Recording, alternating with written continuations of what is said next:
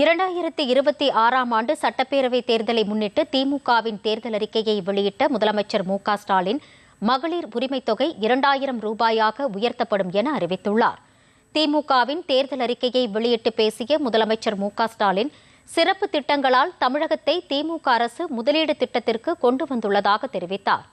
மகளிர் உதவித்தொகை 2000 ரூபாயாக உயர்த்தப்படும், முதியோர் உதவித்தொகை 2000 ரூபாயாக அதிகரிக்கப்படும், பால் கொள்முதல் விலை லிட்டருக்கு 5 ரூபாயாக உயர்த்தப்படும், 50 லட்சம் இளைஞர்களுக்கு வேலைவாய்ப்பு வழங்கப்படும், 10 லட்சம் புதிய வீடுகள் கட்டித்தரப்படும், முதலமைச்சரின் காலை உணவு திட்டம் 8ஆம் வகுப்பு வரை விரிவுபடுத்தப்படும், புதுமை பெண் திட்டத்தின் உதவித்தொகை 1500 ரூபாயாக உயர்த்தப்படும், உயர்கல்வி மாணவர்கள் 35 லட்சம் பேருக்கு லேப்டாப்கள் வழங்கப்படும், முதலமைச்சர் காப்பீடு திட்டம் 10 லட்சம் ரூபாயாக அதிகரிக்கப்படும் என பல்வேறு அறிவிப்புகளை முதலமைச்சர் மு.க.ஸ்டாலின் வெளியிட்டார்.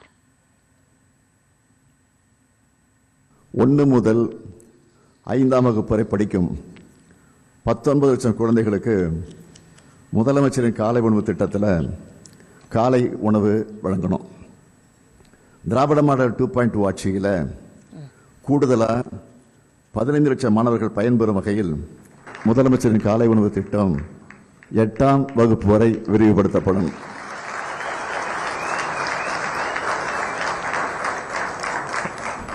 இரண்டாம் வாக்குறுதி, 1,31 லட்சம் சகோதரிகள் பெற்று வரும் உரிமை தொகையை இனி 2000 ரூபாயாக உயர்த்தி வழங்கும்.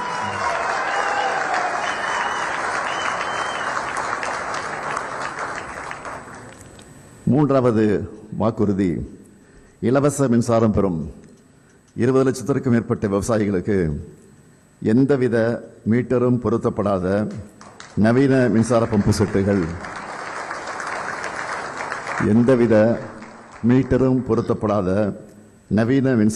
செட்டுகள் வழங்கப்படும். 4வது வாக்குறுதி, அடுத்த 5 ஆண்டுகளில் தமிழ்நாட்டில் 10 லட்சம் புதிய வீடுகள் கட்டித்தரப்படும்.